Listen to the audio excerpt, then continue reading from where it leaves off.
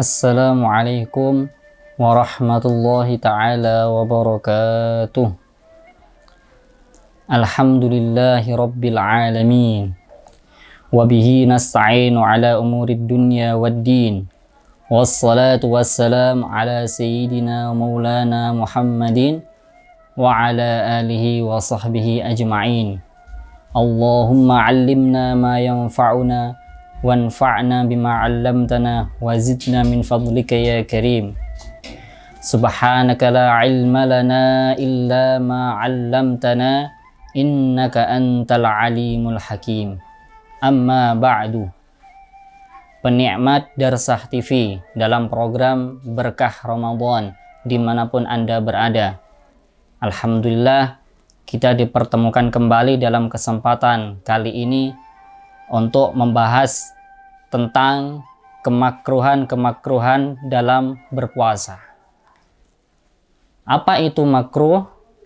Makruh itu sebagaimana dijelaskan oleh fuqaha, yaitu ma la yu'aqabu fa'iluhu wa yusabu tarikuhu qasdan. Yaitu makruh itu apa? Jika dikerjakan oleh seseorang itu, maka dia tidak akan berdosa karena makruh. Akan tetapi apabila sesuatu yang makruh itu ditinggalkan, maka dia akan dapat pahala. Tapi dengan syarat meninggalkan sesuatu yang makruh itu qasdan, karena memang niat meninggalkan sesuatu yang makruh itu lillahi ta'ala, bukan karena memang dia atas kemauan sendiri ataupun yang lain-lain. Itu definisi kemakruhan menurut para fuqaha. Lah, di dalam berpuasa Ramadan itu adalah beberapa kemakruhan yang sebaiknya tidak kita lakukan agar pahala puasa kita semakin sempurna. Apa saja kemakruhan-kemakruhan dalam berpuasa itu? Yang pertama yaitu al-alaq. Al-alaq yaitu mengunyah. Madhuhu, mengunyah sesuatu. Jadi mengunyah barang. Jadi lagi berpuasa tiba-tiba mengunyah barang, mengunyah sesuatu yang sekiranya yang penting tidak ada sesuatu yang masuk ke dalam perutnya. Ini yang makruh. Akan tetapi wa illa sara muftiron. Akan tetapi apabila dia mengunyah sesuatu kemudian bekasnya ataupun ada dari sesuatu yang dikunyah itu ada yang sampai masuk ke perutnya, maka itu bukan hanya makruh, tapi bukan kemakruh lagi, tapi bisa membatalkan puasa. Jadi makruh itu apabila secara sengaja dia mengunyah sesuatu dalam keadaan berpuasa.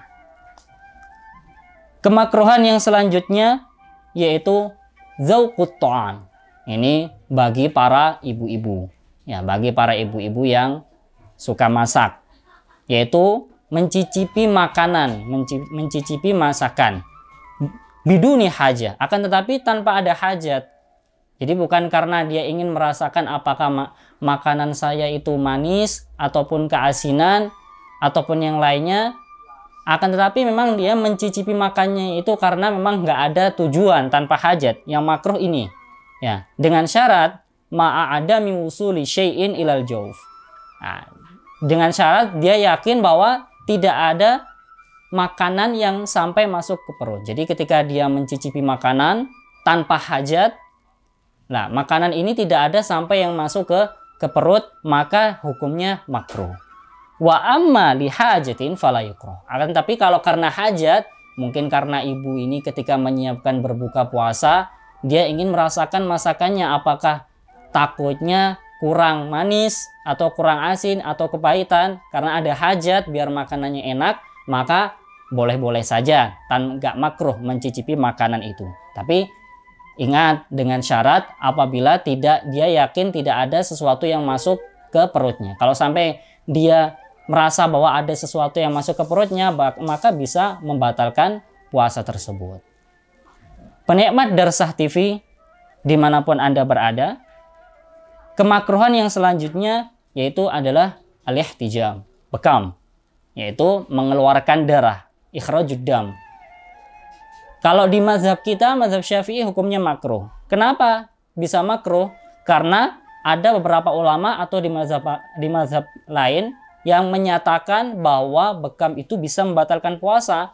Lah, untuk keluar dari khilaf ulama yang menyatakan bahwa bekam itu bisa membatalkan puasa, maka di mazhab kita itu bekam kalau bagi orang yang berpuasa hukumnya makruh. Kenapa? Alasannya karena mengeluarkan darah itu bisa menyebabkan seseorang itu lemah. Nah, orang lagi berpuasa aja itu sudah lemah, apalagi ditambah bekam mengeluarkan darah, itu akan bisa menyebabkan seseorang itu semakin lemah. Nah, itu bisa membahayakan dirinya sendiri. Nah, wa kama tukrahu lahul hijamah yukrahu lahu ayyahjuma ghairahu. Nah, sebagaimana dianya sendiri dimakruhkan untuk bekam, maka makruh juga hukumnya membekam orang lain.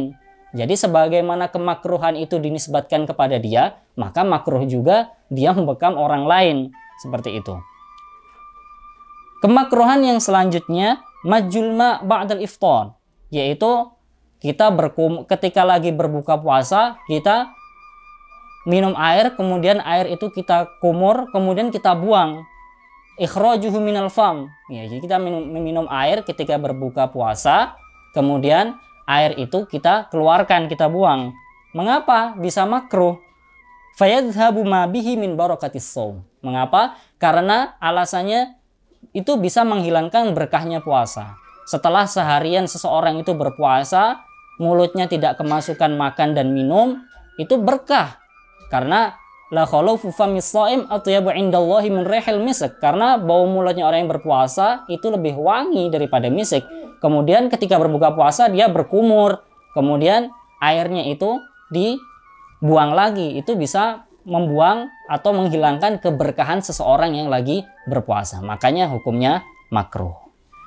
Penikmat Darsah TV dimanapun Anda berada, kemakruhan yang selanjutnya yaitu al-ghuslu bil ghimas, yaitu mandi dengan cara menyelam.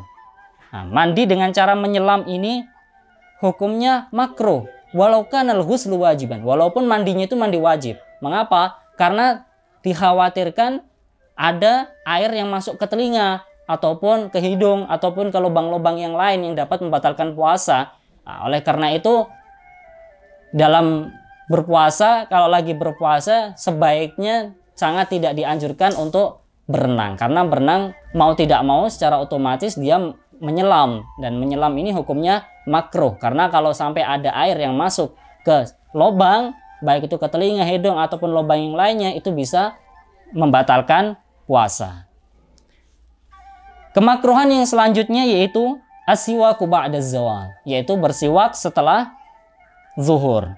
Mengapa? Li'annahu yudhibu raihatal fam, karena bisa menghilangkan bau mulut seseorang yang berpuasa. Karena seperti hadis yang saya sebutkan tadi bahwa bau mulutnya orang yang berpuasa itu atyabu indallahi min rihil misk, lebih wangi daripada misik. Makanya kalau dikasih siwak, kalau bersiwak ini bisa menghilangkan khulufu famis shaim, bisa menghilangkan bau mulutnya seorang yang berpuasa. Akan tetapi menurut pendapat Imam An-Nawawi, beliau berpendapat bahwa bersiwak itu tidak ada kemakruhan sama sekali. Kemakruhan yang selanjutnya yaitu kasratus syiba'i wan naum wal khawdu fi ma la ya'ni. Nah, memperbanyak mengenyangkan diri ataupun malah memperbanyak tidur, ataupun dia itu berbicara sesuatu yang tidak ada manfaatnya berlebihan. Nah, itu hukumnya makruh. Kenapa? Karena bisa menghilangkan makna dari puasa Ramadan. Makna dari puasa Ramadan itu kita disuruh untuk banyak beribadah, banyak baca Al-Quran, banyak zikir. Nah, apabila seseorang itu ketika berpuasa di bulan Ramadan akan tetapi justru malah banyak ngomong, terus kemudian juga banyak tidur, ataupun bahkan malah malam harinya mengenyangkan dirinya sekenyang-kenyangnya, itu akan menghilangkan keberkahan atau makna puasa. Karena puasa itu tujuannya agar mengekang nafsu kita ketika kita itu lapar, agar tidak terjerumus kepada sesuatu yang syahwat ataupun yang haram. Penikmat Darsah TV, dalam program Berkah Ramadan dimanapun Anda berada, kemakruhan yang selanjutnya yaitu berlebihan dalam berkumur ketika berwudu ataupun memasukkan air ke hidung. Ini hukumnya makruh. Kemudian kemakruhan yang selanjutnya an yajma'as shaim riqahu wa yabtali'ahu, yaitu apabila ketika seseorang itu lagi berpuasa, itu dia itu mengumpulkan air liurnya, ludahnya dikumpulkan jadi satu karena nggak ada kerjaan, dia mengumpulkan ludahnya, air liurnya jadi satu, kemudian dia menelannya. Ini hukumnya makruh ya, walaupun sebenarnya ludah atau air liur itu tidak membatalkan puasa, akan tetapi kalau dia mengumpulkannya jadi satu sampai dapat banyak kemudian ditelan, ini hukumnya makruh. Kemudian kemakruhan yang selanjutnya bagi seseorang yang sudah berpasangan suami istri, al-qublah, mencium. Liman tuharriku syahwatahu, sekiranya dengan mencium pasangannya itu bisa menggerakkan syahwat dia dan itu akan memancing dia untuk melakukan sesuatu yang lebih dari itu. Nah, ini makanya mencium itu hukumnya makruh. Ataupun walaupun bukan mencium, mubasyarah. Ya, jadi aktivitas-aktivitas yang sekiranya itu bisa menyebabkan syahwat dia itu naik, maka ini dimakruhkan bagi seorang yang berpuasa. Mengapa? Karena bisa menyebabkan dia itu nanti akan terpancing untuk melakukan sesuatu yang diharamkan. Nah, kemakruhan yang selanjutnya, yang terakhir, yaitu al-insyghal bil-lahwi wal-la'ab. Nah, dia itu lebih menyibukkan dirinya untuk bermain-main di bulan suci Ramadan. Ini hukumnya makruh. Mengapa? Karena dia itu menyibukkan dirinya dengan sesuatu yang melalaikan dia daripada beribadah. Ini hukumnya makruh. Mungkin sesuatu yang dia kerjakan itu sebenarnya hukumnya mubah, jaiz, boleh. Akan tetapi karena dia berlebihan melakukannya, permainan itu ataupun hal-hal yang lain, aktivitas yang lain di bulan suci Ramadan, akhirnya menyibukkan dia daripada beribadah, maka hukumnya makruh. Karena sekali lagi makna puasanya jadi hilang. Kenapa? Karena dia menyibukkan dirinya lebih untuk bermain-main ataupun sesuatu yang melalaikan daripada beribadah di bulan suci Ramadan. Penikmat Darsah TV dalam program Berkah Ramadan dimanapun Anda berada.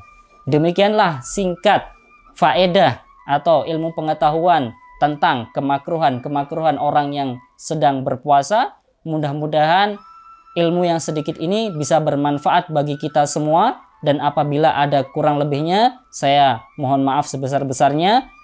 Wallahul musta'an wa alaihi tuklan. Assalamualaikum warahmatullahi taala wabarakatuh.